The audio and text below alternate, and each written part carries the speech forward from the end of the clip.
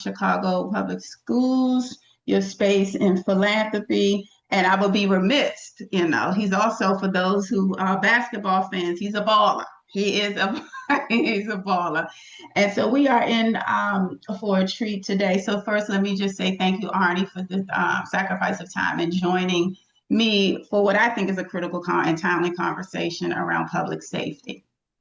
No, happy to do it, and feel free to ask anything. Nothing's off limits, personal, professional. If other folks have questions, ask anything. So, Oh, okay. Remember you yeah, said that. yeah, yeah. Well, as we get started, when we talk about your career and expanding across philanthropic work, education and public safety. Now, I see the connection or the intersection of all of those areas. Was that intentional for you in terms of your career journey, or did that just happen organically? It's a good question. We sort of get right into it, and honestly, it's a tough answer, but I'm always honest that doing the current work that I've been doing for 10 years now on trying to reduce violence in my hometown of Chicago, it really comes from a place of pain.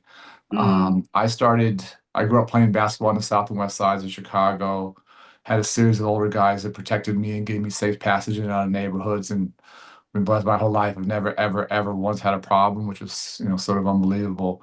But I started to lose some of them to gun violence when I was a teen, and at that point didn't really have a social worker or a counselor or something. You mm, just sort of internalize that, and it shapes you and probably honestly scars you in some difficult ways that are a little hard to talk about. And then fast forward, I took over the Chicago Public Schools when I was 36. So let's say fast forward 20 years. Lots I'm proud of. Come back another time and talk about all the things we did to try and help give kids a better education outcomes. But on my watch, on my 7.5 years, on average, we had a student killed every 2 weeks due to gun violence. It was a staggering rate of loss. And that was by far the hardest part of my job. And going to classrooms with an empty desk and a class of traumatized kids and trying to make sense of the senseless of them, going to those funerals, meeting families 99% of the time for the first time after they just lost their son or daughter. And my wife had two young kids at the time. And mm, it honestly got harder and harder. Did not get easier, it got harder and harder, which it probably should. And then very naively, when our family moved to DC and end of '08, '09, I thought violence was at rock bottom. I thought it couldn't get any worse in Chicago. And I was dead wrong. It got a lot worse in those 7 years. So for me coming home, I'm just a kid from the South Side. I lived 2 blocks from where I grew up. Chicago had given me every opportunity, educationally, athletically, socially, culturally. I knew that we, as whoever the heck we consider ourselves to be, community leaders, educators, parents, that here in our city, we failed to keep our kids safe on the south and west sides. And I always say it's never the kids' fault. So for a city that had given me everything, I really felt honestly that I had failed and wanted to come back and wanted just to, it's easy to say, it's hard to do. We just want to give our kids their childhoods back. That's really all we're trying to do. And so been at it, we're starting our 10th year now, which is crazy how fast it's gone. I would say it's the hardest work I've ever done, honestly, the most heartbreaking, but definitely the most inspiring, and I hope over time the most meaningful. No, thank you.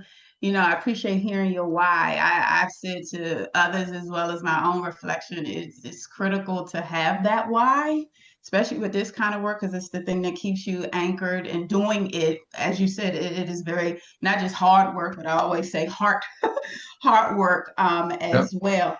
as well. So when we talk about, as you talk about Chicago Cred, there are many who may not be familiar with the organization and its approach to public safety. Can you outline that for our audience? Yeah, we learn by doing. I would say we make a lot of mistakes every single day. We just try and make different mistakes than we made yesterday. But we started 10 years ago. I can back up a little bit more. So coming home, I knew this is what I wanted to do. Um, I thought I'm pretty radical. I would love to get rid of a lot of the guns and make it much harder to obtain a gun. And coming out of administration, I just tried as a private citizen, I didn't feel I had the ability to move the needle on that. I'd probably, it'd be easier, frankly, if we get it done. We just sort of, our country loves our guns more than our kids, unfortunately, very tragically. So what I did think I could do is I thought I could give guys, or if I couldn't get rid of guns, I could give guys a reason to put down the guns and do Mhm. something Okay. different. And I thought, I have some ability to do that. So we literally started with 25 guys in one room, 9.5 years ago.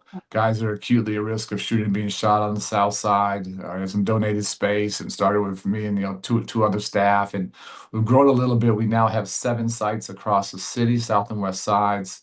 Uh, 6 of them serve, well, no, sorry, let me back up. 4 of them serve men. One Okay. of them serves teens. We have a Okay. women's center, and then we have an employment and training center.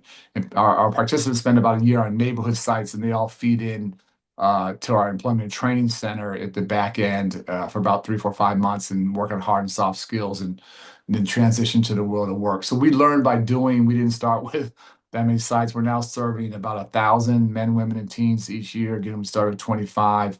We have 5 pillars to our work. The first is outreach. That's our sort of HR recruitment function. Okay. And we have great outreach teams on the south and west sides. And we go out and recruit participants into the program. When they come in, everyone's given a life coach. And we say that experience is the best teacher, but it doesn't have to be your own experience. You can learn from the experience of others. And unfortunately, many of our life coaches served a long time in prison. Not all, but many, many missed the chance to raise their own children, which is Mm. heartbreaking, but they're now helping to raise the next generation. Everyone has a clinician, and hurt people, and but people who are healing can heal themselves and heal their families and heal the community. And I never want to say one pillar is more important than the other, but I will say nothing is more important than the clinical piece, than the healing from trauma. If we don't get that right, and that's a journey, it's not linear. We have good days and bad days, but if you're not able to heal from what has often been, frankly, a lifetime of trauma, then it's very difficult to do the other things we want you to do. So that's a critically important piece. Everyone has a tutor, an educator, and we have big high school graduation ceremonies each year. We graduate about 114 people in August, and that's always just, we have very tough days some days, but those are just incredible highlights. And some guys that never went to high school, ever attended high school, graduated and walked across the stage with their babies and their grandmothers and mothers. It's remarkable. And then everyone has a job coach at the back end to help in that transition to the legal economy. But we didn't start with 5 pillars. It's all just sort Okay. of evolved organically, and we're just trying to be as holistic, as comprehensive we can. We're focused exclusively on those most acutely at risk of shooting or being shot, Mhm. and just trying to give them an off ramp there. And not to overwhelm you and the audience with numbers, but we just had by far our best year ever. Violence is down across the country, which is fantastic. But Chicago's Nice. improving faster than all but one other city post-pandemic. We're down about 50%. We've had 4 consecutive years of declines. It's the first time this happened in 20 years. What people don't understand is very significant for me. Same time that violence is down so much, arrests are also down by about a third. So we're not just locking up the next generation of Black and brown men. We're not incarcerating our way to a better place, which I would not feel good about, frankly. And for me, the only possible explanation for why we're getting safer is people are making different choices. We just have fewer people shooting. Mhm. And we have about 2 dozen partners doing this work across the city. So we're starting to reach a critical mass. And then in terms of the violence reductions, we're deep in 3 neighborhoods on the south side, one on the west side.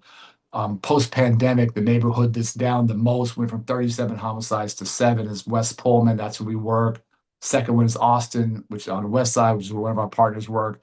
And the third, fastest reduction is North Lawndale. We're deep there on the west side. So 2 of the 3 fastest improving neighborhoods are neighborhoods where we've been deep for 7, 8, 9 years now.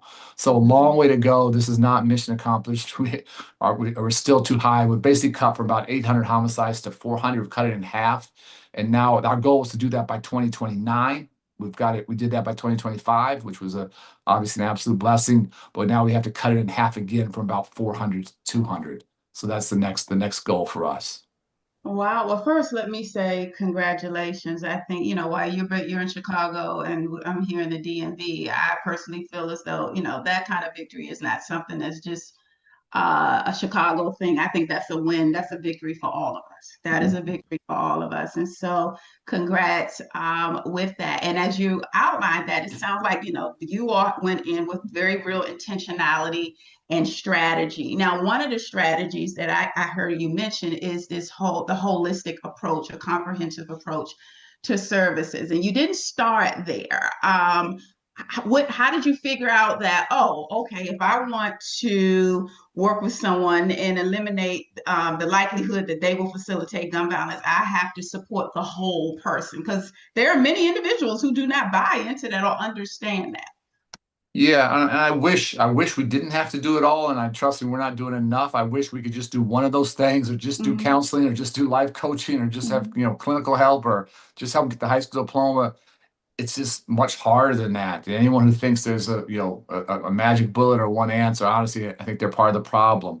So it's not where we started, but just the more you do it, and if you're really trying to transform lives, not just save lives, but transform them, you start to understand how deep the challenges are, the obstacles, and how much you have to overcome all of them to truly help somebody, transition from a life in the illegal economy, which far too often leads to violence, to a life in the legal economy. And so again, learn by doing, obviously a whole lot of listening, learning frankly through failure and not getting the kind of results that we wanted. Mm-hmm. And so I if there was a simpler way, I would prefer that. I don't see it. Our theory of, change, our theory of action is really simple. I keep saying I wish there's an AI solution. I don't know what that is. We just think relationships change lives. So this is all about building relationships. So we have those 5 pillars. We call that our base team. So every participant has that base team of 5 people who their jobs, their whole reason for being is to help that young man or woman be successful. And it's the same is true in DC. Vast majority of our men and women, didn't grow up in a, normal, stable two-parent household. Um, some with a strong single mom, some basically raised themselves. Yeah. And so I would say it's not that they lacked role models. They've all had role models, but they've just been often folks on the street that were steering them in a direction that wasn't in their best interest. So we're just trying to build a set of extraordinary role models. And we talk about, it's definitely tough love, but love, and trying to just create a sense of family and just being there and helping young people understand their full potential. And just seeing the transformation over time. Again, that's what keeps me going through the hard days. It's just extraordinary because we've been at it so long. So many of our staff now are actually former participants. Oh, wow. And Okay. we have, 3 sites on the south side, 3 sites on the west side. One of our former participants is now running one of our west side sites. So they're outreach Amazing. workers, they're life coaches, but now one is a site director. And it gives me so much joy. And, I know what he used to do. And we all got so many crazy stories. He actually shut up the house of another one of our staff. And rather than him retaliating him, he forced him to come to our program. And he's been this absolute superstar. So a million crazy stories, but Mhm. very real. And so we got our own talent pipeline coming. But, I think you have to be comprehensive. We started with one clinician. We now have a team of 22. I know we're not doing enough. We have family case managers now. So these are not, things weren't perfect until 17 and something went haywire then. It's often literally been from birth. And again, so many stories, but one of our guys said his earliest memory was of his father shooting heroin. That's his earliest childhood memory. That's what he grew up with. And another, but never forget our first cohort, one of our guys who's one of the biggest shooters, creating some of the most havoc. He said, Arnie, I grew up in a household full of guns. And he said, I wish we would have had toys, but we had guns. And I thought I grew up in a household of educators. Both my parents are educators. We had a lot of books, and my sister and brother and I, we all went into our family business, which was education. And it doesn't make us better or worse, or him better or worse. He grew up and went into his family business, which was shooting. And so we're just trying to give folks, again, no one's compelled to do it, no one's forced to do it, no one's court mandated. I always say that people made logical choices at 13, 14, 15 because they didn't have, frankly, any other choices. And we're just giving them another logical choice to make. And the vast majority of folks they are not winning on the street. They're not getting rich. They're getting shot at. The police are chasing them, and just giving them a chance to do something different for themselves and their families. The vast majority is not an easy path, but they desperately want to walk down that path. And we just got to walk with them and learn from them and empower them. I appreciate that. It's not just the offering of the wraparound services, but what it sounds like Chicago embodies is this partnership with the individual. And that last phrase with framing, when you said walking with the individual, as you know, well, for my audience who does not know, Arne also serves on the board of directors here at Peace for DC. So we do have the privilege of your guidance and support around governance, informing not just our work, but benefiting the District of Columbia. And so, as you know, we recently implemented our HEAL program, HEAL Yeah. DC, which is largely modeled after Chicago Credit. And we are now working with our second cohort of program participants. And everything that you're saying, I'm nodding and rocking like, yep, yep. But with that, we're new to this approach, and the district is new. There is no such model here in the district that offers wraparound or comprehensive services to this targeted group of individuals as a goal to minimize or reduce or eliminate gun violence. Now that you're in it, what are some lessons, or maybe give me 2 to 3 key lessons learned you would offer to us as an organization and just the city as we think to scale this? Well, we're all learning together, and we don't have a manual. And we're smarter than we were a few years ago, but we have to keep getting smarter. Like I said, we still make a lot of mistakes every single day. So we learn from you. You learn from us, and we work with folks in LA and Memphis and Oklahoma City and Milwaukee. Came up here the other day to spend some time. So we're all trying to get better together. So man, it's so so many lessons. Um, try and give you a couple. And again, I continue to try. It's not something you master. You keep learning them. One is really, really learning not to judge and to just take people where they are today. And none of us can take back what we did yesterday or the day before. But it's I'm getting so many stories. But one of our other site managers on the west side is a man named Billy Moore. Tragically, Billy killed one of my friends when we were growing up. Killed a guy named Benji Wilson, who was the #1 basketball player in the country, not in Chicago. And that for us as a basketball community, that was just a devastating loss. And I didn't know Billy. Hated him all my life. He served 20 years, came out, made a big mistake at 16. Has devoted his life to helping out. And I could, we've had our own healing journey and reconciliation, but I can honestly say I would take a bullet for Billy now. And obviously, so many of our folks who were part of the problem are now part of the solution. That for me is a second lesson that those who are part of the problem literally are the solution. And so we have to put them in positions to lead in very different ways. And Billy's just one of many examples of that. So those two things would be at the top of my list, learning really not to judge, just to take people for where they are today and where they're trying to go tomorrow. And, we have to heal from what happened in the past. For us, redemption is a huge part of the story and reconciliation that, we're not defined by the worst thing we did in life. I have to say, if I was defined by the worst thing I did, you and I probably wouldn't be having this conversation. I wouldn't be here either. Yeah. So that's just being very real. And so just understanding the power of redemption and that, folks that we put in place non-aggression agreements and peace treaties between groups and folks that have had, you know, loss of loved ones, lots of bloodshed, finding ways to come together. It's not easy, but that's hugely important. So those three things, those closest to the problem being the solution, power of redemption, and just taking people for where they are today and where they're trying to go. And the final thing I'll say, Chandra, is that obviously these are men and women. These aren't boys and girls. These are not 5 or 6. They're 18, 20, 24, 26. Some of our participants are 30. They're grown people. Mhm. They know what they want. They know what they need. And so for us to come in and say, this is what we're going to do, it doesn't work like that. It's always in partner. Is this working? Is it not? How do we get better? We're co-designing, we're co-creating every single day. And the last thing I want to do is waste a minute of their time.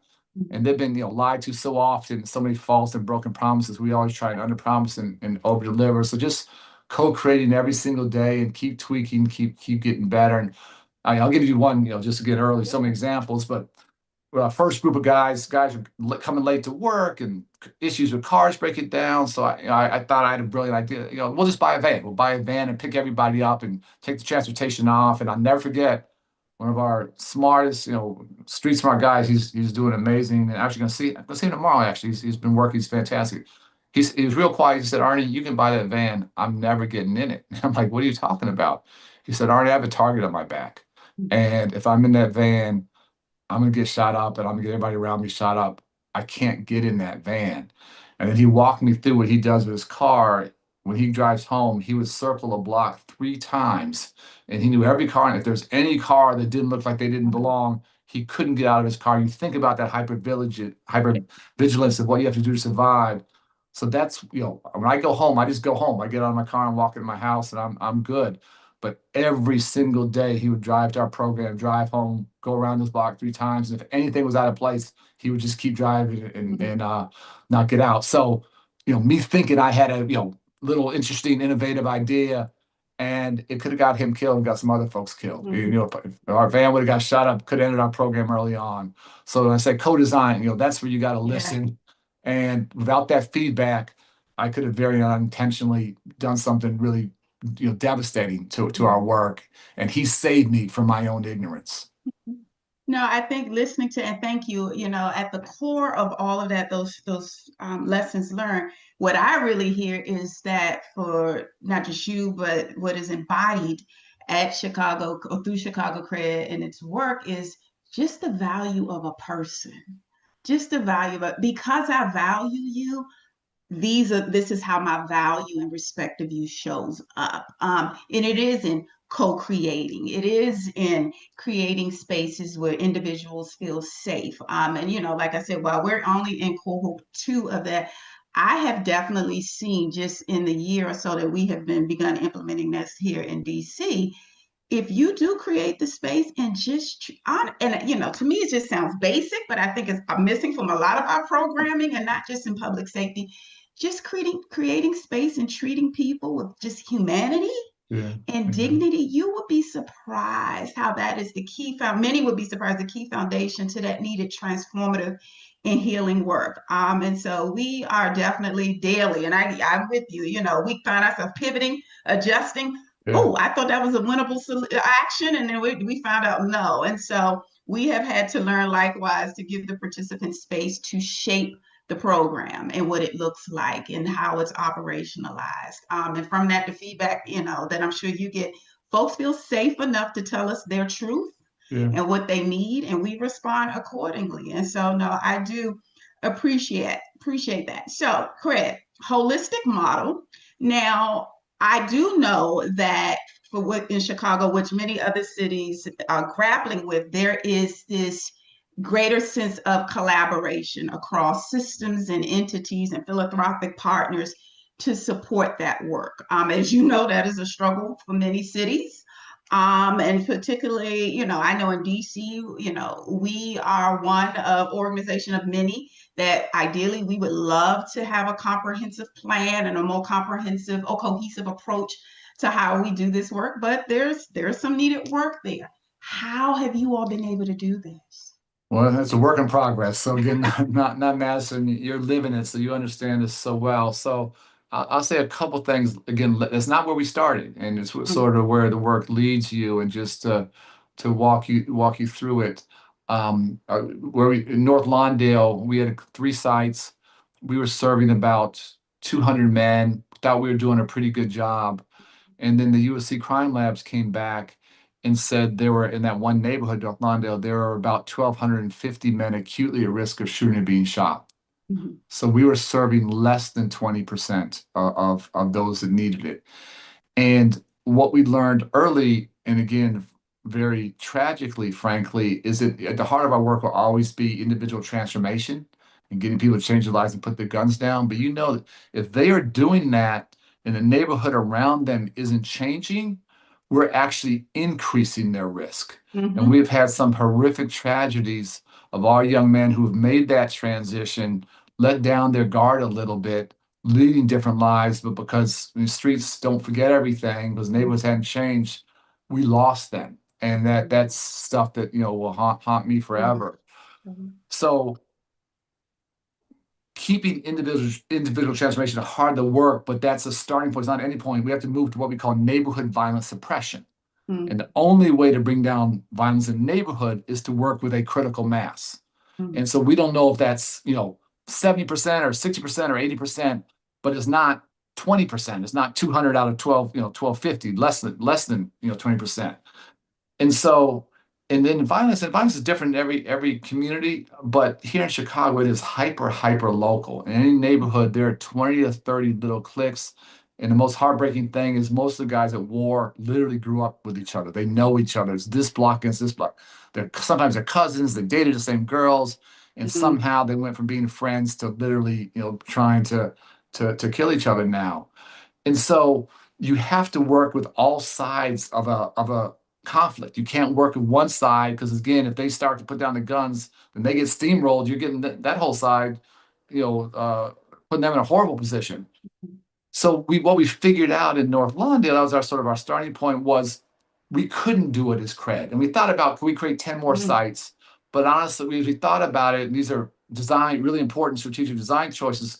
We thought we would become more like an invading army, which sometimes that's how the Mhm. police are perceived. But Mhm. they're always wonderful nonprofits and churches and social services and agencies in every neighborhood. So we said, well, let's just partner with them. Let's grow this thing together. And again, collaboration is hard, and I'll speak to that directly in a minute, but we thought the best way is not the easiest way, but the best way to hit a critical mass would be for 4, 5, 6 nonprofits, social service agencies working together. We have to share data, we have to be Mhm. transparent, we have to be clear who we're serving and who we're not. But no one, if they say, what we call a license to operate, LTO, no one has LTO with every group in the neighborhood. No one has that. So anyone says, I got it all, again, that's not honest. They're Mhm. lying. And so, but working with enough groups and enough different blocks who have enough LTO with enough groups, then you start to get there. So that was really the genesis of this Okay. sort of collaborative approach and replicating that with other partners in other neighborhoods. Um, it is hard to get nonprofits to share data. It's hard for them to trust, but I really don't blame them. They've always been based on a scarcity model. They've fought for Mhm. scarce resources with each other for scraps. And so what we're saying to the funding community is don't fund any individual nonprofit because that doesn't work. We Mhm. only want you to fund these collaboratives in North Lawndale, in Austin, in Little Village, in Humboldt Park. And so we're trying to change behavior at the nonprofit level, the service delivery level, but also changing behavior of the philanthropic sector as well in the public sector. And it's not easy and it's messy and it's we still have our issues that we're working through. But I am absolutely, been at it for 4 years now. I'm absolutely convinced that it's the best, maybe the only way to go to get the kind of neighborhood transformation that we want. And I think that's part of the reason why we're seeing Chicago go down faster than most cities. It's still early innings, but you're starting to see a collaboration, a sharing of data, working together. And who's got this group, who's got this clique, and we got to be on it. If someone's not, if you're serving, 10 guys in one group and one or none in another group, no wonder they're still at war. They got nothing else to do. And so just being very, very transparent with data dashboards. And so again, it's all an evolution. I definitely didn't understand it when I started, but as you get into it and see it, so those two things, collaboration at the community level, collaboration at the funder level, not picking and choosing, and trying to see can we bring down violence at a community level so that we're fundamentally changing the way of life. And we track the data relentlessly every day. We can tell you what happened where. And I always say the data is it's super important. It's never going to lie, but it doesn't tell the whole truth. And for me, it's always I'm just out on the blocks. I'm just asking, or just really look at like can kids ride their bikes outside? And that's really a test for me. Like if kids are out on their bikes, then parents are feeling it's safer. It's safe enough to put their babies, their most precious loved ones out there. If they're not out riding bikes and a lot of our neighborhoods are still ghost towns, as much as the numbers might be down 30, 40, 50%, people don't feel safe yet. And I understand that. And so being very, very cognizant of that reality. And there are more kids riding bikes, a lot more than when we started, but still is definitely not everywhere. And so still a long way to go. Well, I appreciate that. As you're talking, I'm like, so it's important for people to hear. It's not just a micro approach or that provision of direct services to a targeted group of individuals, but it's this duality of direct services. But the macro level work is just as important. And I think, in hearing that, it also shared, I think, some shared accountability. We're not just fostering change and transformation for the individuals or the gentlemen that we are working with, but there's a responsibility for our partners, the other nonprofits and the philanthropic community. And so, I appreciate hearing that. Like I said, many cities are grappling. And I think a lot of it, that scarcity model, that thing, what you mentioned, is very real. But also, I think what I've come across, here in the district is two things: the bias. We're talking about a population that I think many people don't understand and are just afraid of. Yeah. And so it is the bias, but then it is also, no, that's your problem. I do this. I do food insecurity. I don't Yeah. do public safety. Yeah. And so trying to chip away at that type of thinking, I was going to call it ignorance. So maybe I probably shouldn't say that to be politically correct.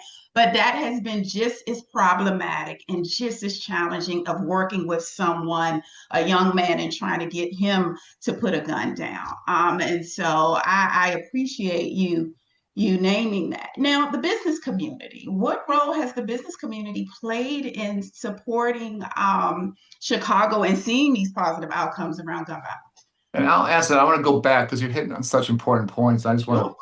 want to go back to what your previous statement that this is incredibly difficult and dangerous work, and it's not for everybody. I And agree. so, if somebody wants to do food insecurity, please do that. If somebody wants to help on housing, please, we need all of that. But we do need people in this space. So I'll just give you two examples, and I'm just very concrete and honest. On the west side in Garfield Park, there's a wonderful pastor, Pastor Hatch, I've known for 30 years. And he's been just a rock of Gibraltar there on the west side forever. His church is just an absolute anchor. He was real honest, and we know that. He said, Arne, I've been here forever. I'm this is my work, but the guys you're working with, they don't come to my church. And he was real honest about it. And so that's not, we know who's mostly going to churches, and it's more older folks and not guys who are out in the streets. But his son is really interesting, who grew up there with him, but has gone away and been educated. He's got like 4 degrees, but he's bicultural. He can work on the streets, and he can work wherever. And Okay. so what his son did to just sort of build out their ministry was he started actually a residential program. They had a building there. So they actually housed guys who were going through their program. His son created the program called the Myafa Redemption Project. So it has not been what the church had done historically. And they were honest about that. But because his son had this, just unique talent, he's just an amazing young leader. He's built out a wonderful, wonderful program there. And so they created something that we could help fund and help partner with and work. Just one other example, we had another part in the Southwest side, Iman, the Intercity Muslim Action Network, where they had what they called a green re-entry program. They were taking guys who've been locked up for 20, 30, 40 years and helping them come back home and re-enter the workforce. And again, that's critically important work. But I said to them, those guys have aged out. They're not the ones shooting. So what if you did a intergenerational cohort? What if you kept what you're doing, but added some young guys that we could help fund you to do? And they've built this incredibly powerful model where, again, a lot of these guys who didn't get the chance to raise their own kids are coming out and working with the young guys and see them learning from each other and see those bonds. It is super powerful. So again, those are folks that had not done the work, chose to do it and sort of stepped into that. But there are other folks that is never going to be their thing, and that's okay, because this is not easy, and it's not for the faint of heart. But finding the right partners who have a foothold and have strength and trust and credibility in the community, and seeing if they can sort of extend what they've done historically, that's been really helpful for us. Trying to answer your next question directly. It was interesting, and it's again, just honest, for better or worse. For the first 4 or 5 years, I didn't hear a whole lot from the business community. We're just in the neighborhoods doing our work. And then post the George Floyd murder, the violence and the riots spread downtown and started to hit the business CEOs and their places of work and their families. And all of a sudden, everybody's calling me like, Arnie, what do we do? What do we do? And I hate that violence spread downtown, but it sort of put us all in it together. And it hadn't been, as long as it was confined to the South and West Sides, there wasn't a lot of wasn't a lot of interest or care or concern. So now the whole city's being impacted, which I hated, but now we're all in the same boat together. We're gonna Hmm. sink or swim. And since then, we've come a long way. And not funding us, but funding these collaboratives are built to expand this work in other neighborhoods. The business community, the civic community has raised $100 million. It's a staggering amount of money to really help us go to scale in 4 other neighborhoods, and we're hoping to go to 7. So they've stepped up in a big way. This is not sexy work. It's not easy work. It's not fun and, again, good for the lyric opera, good for the art museum, good for the ballet. All that's important culturally, but the business community has never done anything of this scale.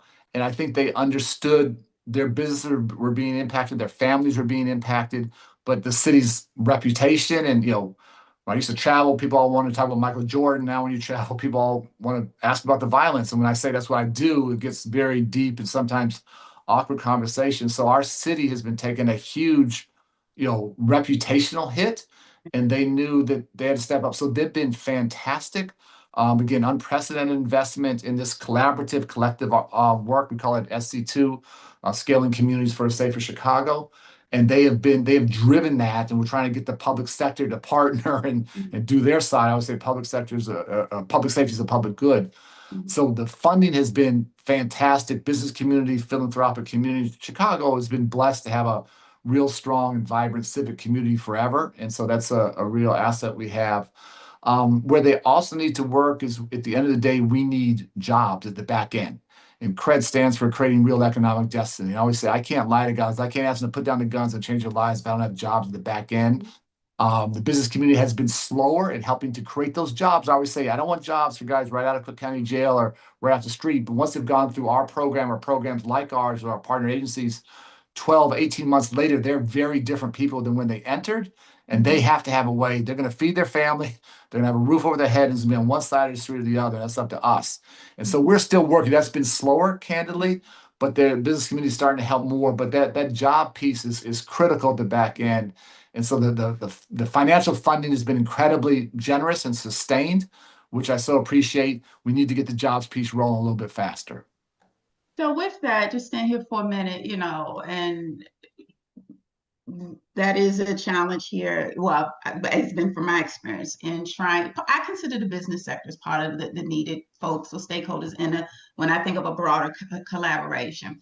Now, business, here, the District of Columbia, the nation's capital, and so we have some unique characteristics of this city. But business is our larger businesses and organizations and work and things like that. But then we also have, I'm sure, like Chicago, our mom and pop businesses that are right in those communities where they are directly impacted. I'm just curious, did you all, now you said the murder of George Floyd kind of was the catalyst for this.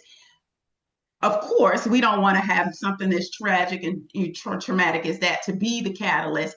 Any strategy on how we take these two different groups that fall under the business sector and how to get them both to see this as a very critical issue and the role that they should be playing in supporting Yeah, this? yeah, these are great questions. So I don't have an easy answer. I'll just try and explain again. All of our Sure. experiences are probably slightly unique. They have always known it's a critical issue. I think they felt either hopeless or helpless on it, or they just thought Mhm. that was the police's job. Mhm. That's not us. That's the police's job to take care of crime. And what I've been talking about is, no, we can't lock our way up out of this. In fact, Mhm. locking a bunch of guys up 20, 30 years ago has actually led to this violence now. It's complicated. And so it is changing their mindset and having them understand that the police have an important role to play. We in the CBI community have an important role to play, and they have an important role to play. And so this three-legged stool, and we can't do it without them. And I would say people are going, repeat, I just said it, people are going to eat, they're going to pay rent, they're going to take care of their kids. It's going to be one way or another, and that's up to us as much as it's up to them, probably more up to us. So it's them understanding that. And then two, I get it. We're asking them to hire a population that they have historically shunned and been scared of. And hiring someone with a criminal background is scary. Hiring someone with a felony background is scary. Hiring somebody with a weapons background is scary. And that's honestly, that's the vast majority of guys we work with. And so that's not an easy thing and to overcome. what we try to do is get the business to come down and actually see our work and spend time. And the guy, the stories are so good when they hear their passion and how serious they are, it helps to change those mindsets. But it's got to be, I think you said it best earlier, they have to see our common humanity. And that sounds obvious, but that's not the case. It's very, very different. So having them come down and see it, having them, hear the stories and just talk, and then I always say, like, when I place somebody in a job, I always say that, like, I'm not trying to get one job there. I'm trying to do that. And if that goes well, I'll get three, I'll get five, I'll get eight, I'll get 10. So everyone we place is like an ambassador for us. And it's bigger. If they mess up, they screw up, that Yeah. pipeline gets shut down in a hurry. And I Mhm. understand that. And so luckily it doesn't always work. We had a lot of just amazing ambassadors or guys that have been, great assets to the place of work and has opened the door for others. And what I say to businesses is, if you want to write me or someone else a $25,000 check, I'll take it happily. But I would rather you give me a job that pays 25, 30 grand. Mhm. And that's actually a harder ask. It's actually easier for them to write me a check and then, move on to the next thing. And so, that's fine if you want to help financially, but this is a harder ask. But getting them to understand it's a different pool of talent. It's different than they're used to, but these are guys who are, passionate about supporting their families, passionate about staying safe, want their kids to have a very different life than them. They're as motivated and committed, or more motivated and committed than anybody else you hire from any other, Ivy League institution, or Oh, whatever, I Georgetown, agree. I agree. and they are all in. And so seeing our guys, I don't want, if they're giving us a job, that's not philanthropy. I want them to see our guys is they're an asset. They're an asset. They're going to make Mm. their workforce better, and they're going to Mm. bring things. We have business leaders now who will come do their testimonials, like they had no idea how much it would help the rest of the workforce, and how people rallied together. And so that's got to be real. And so if you want to do the charitable giving, great, we'll take that. But this is really, I want you to make a business decision that this is a different pool of talent. It's unusual, but it's still an extraordinary pool of talent, and understand what's possible. And I mean, I just, one day I was just, Chicago Cubs started with a couple guys. Chicago Cubs is probably our biggest employer now. And Mm. we actually have a job fair tomorrow with them again, hiring, starting to hire for next season. And so, it's a lot of work. It's a lot of relationship building, which is life. But really trying to be clear the value proposition that our guys bring to the place of work, the skill sets, the leadership, the heart, the commitment to being the leaders that their families need and deserve, and their communities need and deserve. There's so much heart and effort there. These are great assets, and getting the business community over time to understand that. It's an ongoing challenge. We made a lot of progress, but we still have work to do. Absolutely. Arnie, I love that because I think I'm here. If I'm hearing you, it's not the marketing, just the branding of the work and what we're doing in Chicago Career, but actually the marketing of who we're serving, who Yeah, they are. I like that word, that they are assets. They are yeah, assets. yeah, And I think taking on that kind of language requires a pivot in thinking, not just in us who are providing the services to, when I think of Heal DC, but I think also, I think that can be obviously, it's working in Chicago, quite transformative for the community and for the gentleman. What's the likelihood that someone highlighted or described them or presented them as an asset to anything, to yeah, yeah. anything? And so they bring some sense of value and appreciation to their lives that I think they will begin to take on. So I really appreciate it. I'm taking notes on that one. So Peace for DC team, I'm bringing that one back Yeah. back Well, home. last thing on that is, again, I can't ask the business community to do something that I won't do. And again, the Aha. vast majority of my hiring is just internal and just our, this pipeline of talent. And so I tell the business community, like, I'm basing my whole life, my reputation, my resources. I'm betting on this, not because it's politically correct, but I know these guys are going to make my organization, they're going to make cred better. And Mhm. so I think when they see, how many of our guys are our foreign participants, how many we're hiring, our partners across the city, collectively with our peacekeeper program and, people in programs, we have about 2,000 people now working in Chicago. It may be the largest, I don't know for sure, it may be the largest, like, reentry program in the country. And so for me, if we can hire 2,000 folks ballpark, and you see the kinds of reductions we're getting, then I got to go to the business community and say, yeah, guys, we're living this. We're not, preaching it and not practicing. We're Right. living this. Please just meet us halfway. And you're Okay. seeing our results. And so I think before we go ask other folks to do stuff, we got to make sure we're living it. And we're living it not for that reason. We're living it because they make us better. We need their leadership, we need their expertise, we need their passion. And so, the more you and others doing the work can hire from within over time, start to create that pipeline of talent. I think that makes the case to the business community just gives you that much more credibility. Powerful. That's powerful. I appreciate that. I'm sensitive of the time, and so to the audience, you'll see a Q&A option there. Feel free. We are going to leave some space to address a few questions from the audience. Arnie, I just have a few more, and then we'll turn over to the Q&A. So the intersection of education and public safety, and as you know, we've talked about, your career has definitely demonstrated the intersection and why these two worlds definitely weave together. As you know, Peace for DC, we just recently began our partnership with DCPS as well as the charter school system in offering cognitive behavioral interventions in the school. What is the role of the school in public safety from your perspective? Ooh, that's another hour, and I should be quick. I want to get your audience, so let me try and answer very, very quick because I want to Okay. hear your questions. I'll just say, and we have a long way to go on this. What I Mm-hmm. will say is what we're basically doing is trying to pull guys out of the river, Mm-hmm. and but there's still young kids being thrown into the river at the front Mm-hmm. end. Mm-hmm. And we're not doing a good enough job as a city or as cred to get the young guys before they get thrown into the river. And I'll just say very concretely, I've thought a lot of, I ran CPS, I know it.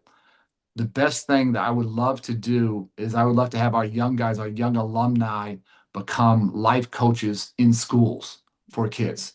And nothing against social workers, nothing against counselors. I love them. They will never understand the street dynamics. They'll never understand the flow of violence from the community to school and the school to community. And if we had our 23, 24, 25-year-olds in the high schools, in the middle schools, with a caseload of 10 or 12 or 15 of the most at-risk young guys, that would change their lives. CPS, which I understand, has a background check thing. And so our guys with backgrounds aren't able to get into the schools. And so for me, it's like beyond tragic. The kids who need the most help are being denied their most valuable resource, and they're dying because of that.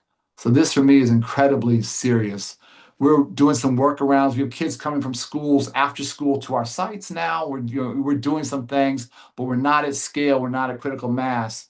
And so I need to figure out with the state or the city how we do a pilot. And again, I get sex offenders, of course, not whatever, but if guys had, gun issues 4, 5, 6 years ago, they're not a risk to anybody. In fact, they're they're like the antidote. They're like the vaccine. And so we're not where I want us to, not where we need to be as a city.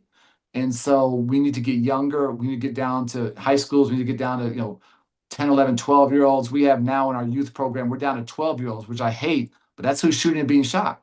Yeah, And yeah. so, but we need to find ways to pilot to get guys with the lived experience into these guys' lives and frankly into the school so the school could start to understand these things better because the schools are overwhelmed. And again, I get, it's not their world. Mm, So long, I give us a, C minus D, some interesting little things going, but structurally, I'm always trying to think about systems and structure. yeah. Structurally, we're broken and we have to find a way to fix that. I appreciate your transparency. It would be easy, I think, for someone, especially from your position, your background, um, to ride on, or lean in whole, the positive than the impact. But I appreciate you being so honest and transparent and saying, yeah, we're doing this, but it's more to be done, and we're not Uh, scratching the surface. a And lot, a and lot I think more. that that's critical. That is critical. And so no, I appreciate that. Let's see what we have. Q&A. Well, this is not necessarily a question, but this is a comment, and I'm definitely give you opportunity to speak to it. Someone is saying, "quote There must be a focus on healing the healers, a real intentional focus." On I get, and I think I'm making inferences, but supporting the needs of those who are doing the work. When we think about CVI, and you've mentioned quite a few of the individuals that your leaders or individuals who are on one side of the problem and now are part of solution. I know we see it here at Peace for DC. We see it in the Peace Academy and all throughout our the CVI ecosystem here in the district. Folks are doing the work while still trying to navigate their own personal trauma and recovery and things of that sort. How have you all managed that Yeah, in creating space? these are all fantastic questions, and I'll just give you, I went through the numbers last year, which were like incredibly encouraging and positive. But let me just give you what happened Mhm. last week. I'll give it in days. On Tuesday night, um, the 18-year-old grandson of our family case manager, our lead family case manager, he was shot 15 times, and he survived. I've been going to the hospital every day, but he should have died. It's a miracle he's alive. That was Tuesday night. Wednesday, a woman who was a participant in our women's program, she was shot up in a car. Video went viral. She was killed. Her baby in the back seat miraculously wasn't hit. That was Wednesday, and then Thursday night, the son of one of our best life coaches was killed. So this is last week. This was Monday night, no, Tuesday night, no, Monday night, Wednesday, Thursday. So when we're fighting, for our participants and fighting for our communities, we're fighting for our team, for our staff. And so that's not every week, but this past week has been horrific for us and just the loss and the devastation. So I don't love the term self-care because it puts all the onus on the person themselves. So all I Mhm. can say is we just try and take care of each other. We laugh together, we cry together, we grieve together. I'll tell you, I couldn't do this without my team. It would be overwhelming.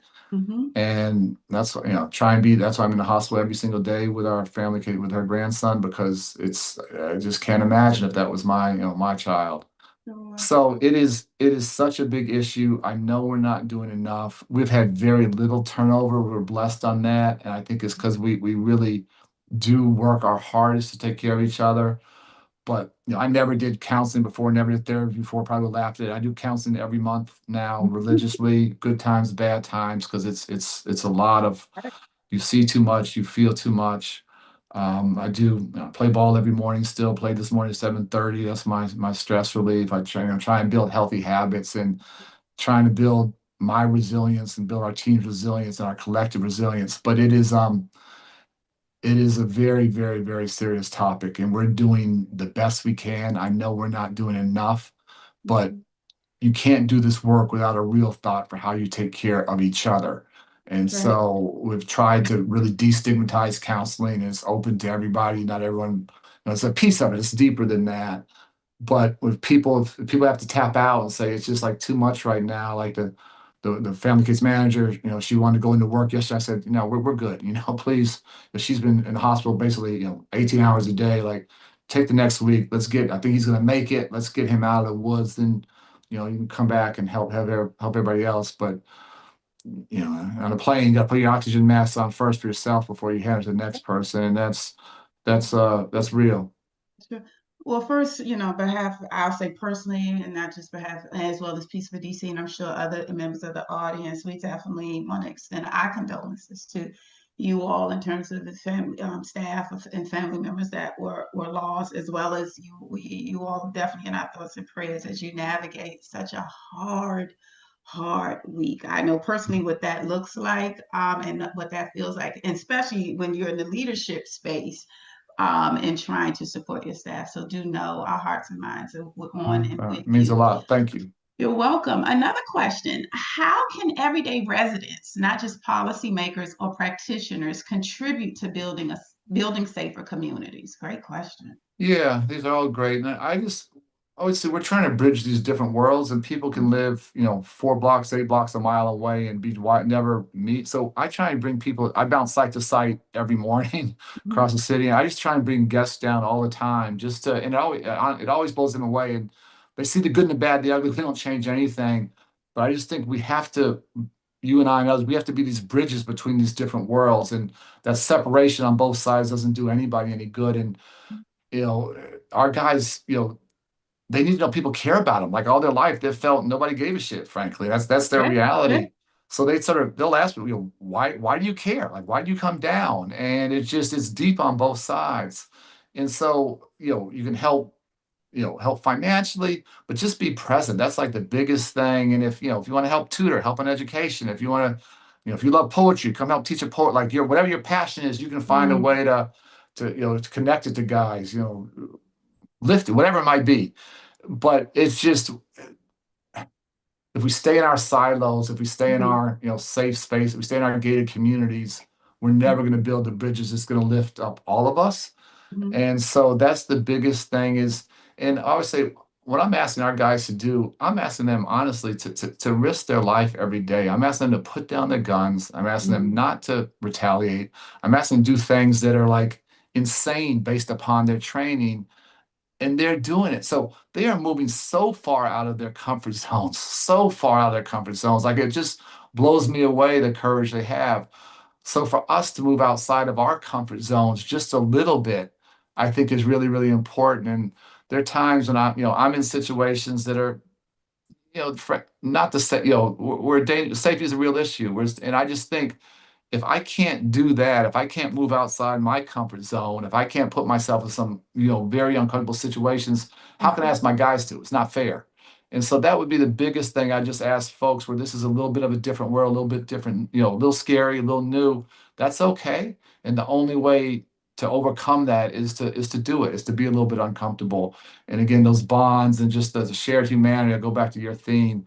That's mhm. that's that's priceless. That's invaluable. I agree. I agree. Thank you so much.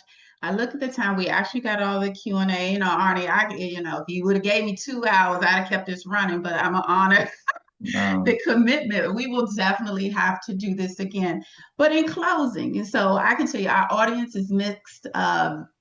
Everyday residents. There's some philanthropic partners in the audience. There's some the CVI workforce frontline folks have joined us. Just a real mix. In conclusion, I think more than anything, especially here for the district, there's been a lot. This has been an interesting year thus far.